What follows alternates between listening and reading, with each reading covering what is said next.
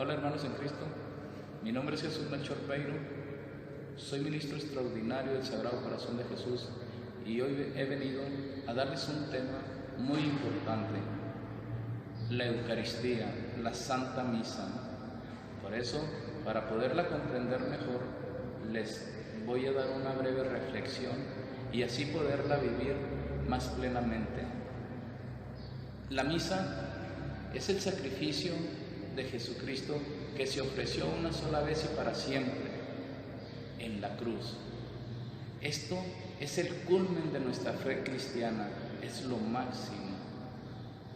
No es otro sacrificio, no es una repetición, es el mismo sacrificio de Jesús que se hace presente, se actualiza, se hace actual. Empezamos con una frase de San Pablo: y ahora no vivo yo, es Cristo quien vive en mí. La misa se divide en dos partes: liturgia de la palabra y liturgia de la Eucaristía. La primera parte tiene ritos de iniciación y la segunda parte ritos de conclusión. Procesión de entrada. La misa comienza con la procesión de entrada. Esto simboliza el camino que la Iglesia peregrina recorre hacia la Jerusalén celestial. Es un caminar hacia el cielo, juntos como hermanos para llegar a Dios. La señal de la cruz. El sacerdote invoca a la Santísima Trinidad, ya que en ella se dirige la ofrenda. En el nombre del Padre, del Hijo y del Espíritu Santo, y todos respondemos: amén. Saludo. El saludo del sacerdote nos anuncia que esa Santísima Trinidad está con todos nosotros. Tomando un texto de las Sagradas Escrituras en 1 Corintios 13:13, la gracia de nuestro Señor Jesucristo, el amor del Padre y la comunión del Espíritu Santo esté con todos ustedes. Y la asamblea agradecida dice: y con tu espíritu. Por eso tenemos que estar dignamente preparados, y el momento siguiente nos va a ayudar. Acto penitencial. Es reconocernos pecadores delante de Dios. Que yo me reconozca que soy un pecador. Yo herí, yo ofendí, yo no hice las cosas bien, tal como lo hizo el profeta David en el Salmo 51. Pues mi falta yo bien la conozco, y mi pecado está siempre ante ti. Y para pedirle perdón a Dios, usamos las palabras del ciego que oyó que Jesús pasaba cerca. Sabía que no podía curarse por sí mismo, sino que necesitaba el auxilio de Dios, y puso a gritar: Señor, ten piedad de mí. Cristo, ten piedad. Señor, ten piedad. Gloria. El gloria es darle gloria a Dios, no solo porque es bueno, o porque nos ayuda, o por las cosas que nos da. Es darle gloria a Dios por lo que Él es, porque es Dios. Es un himno inspirado en el canto de los ángeles que los pastores escucharon en el día del nacimiento de Jesús en Belén, y esto lo podemos ver en Lucas 2:13. Los ritos de iniciación terminan con la oración colecta. Se llama colecta porque es cuando el sacerdote, con los brazos extendidos, recoge nuestras oraciones, nuestras intenciones, como dice el Señor en Mateo 18:19, que si dos de vosotros se pusieran de acuerdo en la tierra acerca de cualquier cosa que pidieran, se les dará. Se las dará mi Padre que está en el cielo. Sigue la escucha, reflexión y explicación de las Sagradas Escrituras. El Señor Jesús, antes de alimentarnos con su cuerpo y con su sangre, nos alimenta primero en la mesa de la palabra. Mateo 4:4. No solo de pan vive el hombre, sino de toda palabra que sale de la boca de Dios. Es muy importante que pongamos atención en las lecturas, que escuchemos atentamente todas las lecturas, porque en Romanos 10:17 nos dice que la fe nace de una proclamación, y lo que se proclama es el mensaje cristiano. Entonces, si quieres que tu fe vaya creciendo cada día, necesitas escuchar la palabra de Dios con atención, porque llega por el oído, va a tu mente y se guarda en tu corazón. Necesitamos poner más atención en las lecturas. Primera lectura. La primera lectura está tomada del Antiguo Testamento. Es importante meditarla porque así Dios fue preparando a su pueblo para la venida de Cristo. La primera lectura siempre va a estar relacionada con el Evangelio y el Salmo es la respuesta a la primera lectura. En la segunda lectura está tomada del Nuevo Testamento, de las cartas de San Pablo o de las epístolas católicas, es decir, son los escritos de los apóstoles. Escuchamos a los primeros hombres que Jesús les dijo: vayan y hagan que todos los pueblos sean mis discípulos. Esto lo podemos ver en Mateo 28:19. En el Evangelio, esto es el culmen, lo importante de las lecturas. En la primera lectura, Dios nos habló por medio de los profetas. En la segunda lectura, Dios nos habló por medio de los apóstoles. Pero Hebreos 1:1 nos dice: en diferentes ocasiones y bajo diferentes formas, Dios habló a nuestros padres por medio de los profetas. Pero ahora nosotros, que estamos en los últimos tiempos, nos ha hablado por medio de su Hijo, Jesucristo. Jesús es el que nos habla directamente en el Evangelio. Por eso nos ponemos de pie, porque es el mismo Dios quien nos está dando esa buena nueva. El Evangelio, esto significa la buena nueva. Y nos hacemos 3 señales de la cruz: una en la frente, una en la boca y una en el pecho. En la frente, para poder entender el mensaje cristiano; en la boca, para poderlo proclamar; en el pecho, para guardarlo en nuestro corazón, tal como lo hacía nuestra Santísima Virgen María. Guardaba todas las cosas en su corazón. Enseguida sigue la homilía. Homilía viene de una palabra griega que significa diálogo, conversación. El sacerdote nos explica las lecturas, nos las explica para ponerlas en práctica en nuestra vida. Enseguida viene la profesión de fe, el credo. Es la respuesta a la palabra de Dios, es la síntesis de la fe. Continuamos con la oración universal. En la oración universal se ora por todas las necesidades de la Iglesia, se ora por el Papa, por los pobres, y esto lo podemos ver en Primera de Timoteo, capítulo 2, versículo 1 al 3. Liturgia de la Eucaristía. Esta tiene 3 partes: rito de las ofrendas, plegaria eucarística y el rito de la comunión. Ofertorio. Presentación de los dones. Es el momento donde se lleva al altar el pan y el vino que el sacerdote ofrecerá a Dios para que Cristo se haga presente en la Eucaristía. La sencillez de estos alimentos nos recuerda al niño que ofreció 5 panes y 2 peces. Ofreció lo que tenía, pero puesta en las manos de Jesús se convirtió en abundancia, se multiplicó. También nosotros en este momento ofrecemos algo simbólico: nuestro esfuerzo, sacrificios y dolores. Se ofrece también el fruto de nuestro trabajo, dinero, y se ofrece también despensa para los pobres.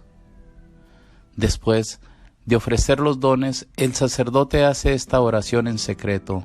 Acepta, Señor, nuestro corazón contrito y nuestro espíritu humilde, que este sea hoy nuestro sacrificio y que sea agradable en tu presencia, Señor Dios nuestro. Lavatorio de manos. Simboliza la purificación interior. Está tomado del Salmo 51. Lávame, Señor, de mis delitos y purifícame de mis pecados. Plegaria eucarística. La plegaria eucarística inicia con el diálogo entre el sacerdote y el pueblo.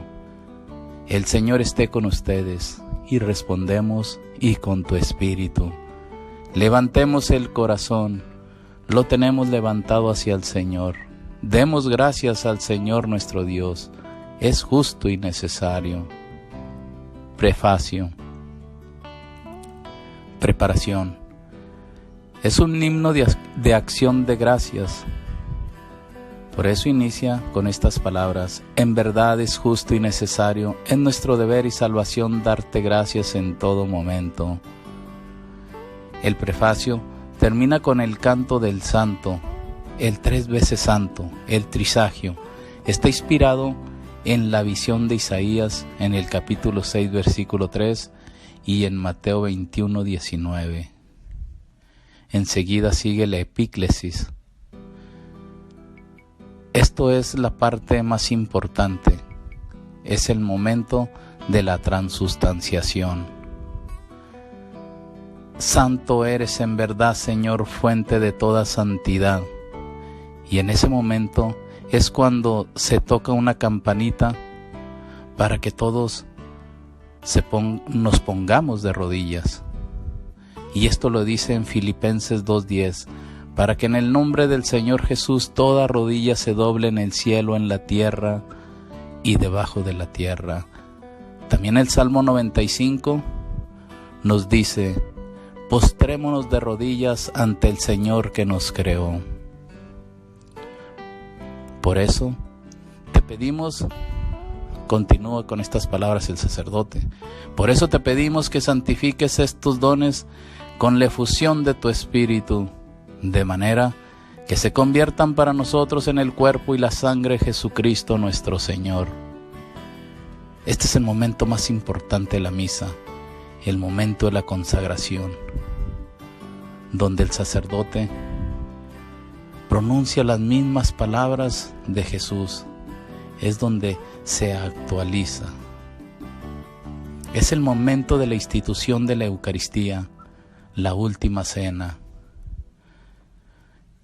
el cual, cuando iba a ser entregado a su pasión voluntariamente aceptada, tomó pan, dando gracias lo partió y lo dio a sus discípulos diciendo: tomen y coman todos de él, porque este es mi cuerpo que será entregado por ustedes.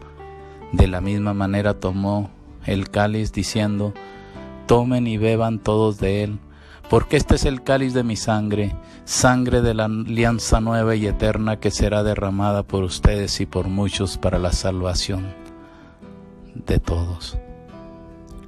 Estas palabras tienen poder. ¿Por qué?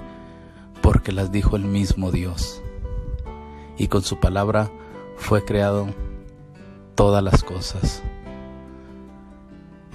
Enseguida el sacerdote anuncia: este es el misterio de nuestra fe. Y nosotros respondemos: anunciamos tu muerte, proclamamos tu resurrección. Enseguida viene la doxología. Es el momento de la elevación de la hostia y el cáliz.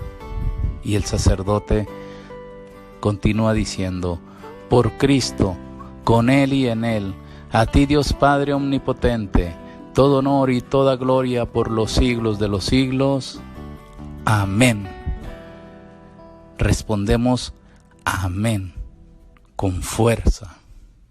Decía San Jerónimo que en las catacumbas, cuando decían este amén, se escuchaba como un trueno.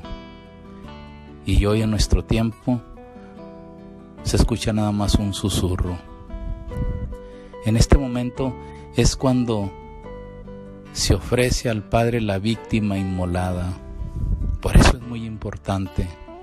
Y aquí es donde se termina la plegaria eucarística y continuamos con el rito de la comunión. Para indicar que tenemos comunión entre nosotros como hijos del mismo Padre, recitamos el Padre Nuestro. Y después, recordando que nadie puede acercarse a Dios si no está reconciliado con su hermano, el sacerdote invita a que todos se den el saludo de paz. Posteriormente, en la Pascua judía, se tenía que comer el cordero sacrificado para poder ser liberado de la esclavitud. Pero esto era tan solo una prefigura, y esto nos lo dice Hebreos 10:1. Eso era una prefigura. Ahora Cristo fue reconocido por Juan Bautista como el nuevo y verdadero Cordero de Dios que quita el pecado del mundo. Esto lo dice en Juan 1:29.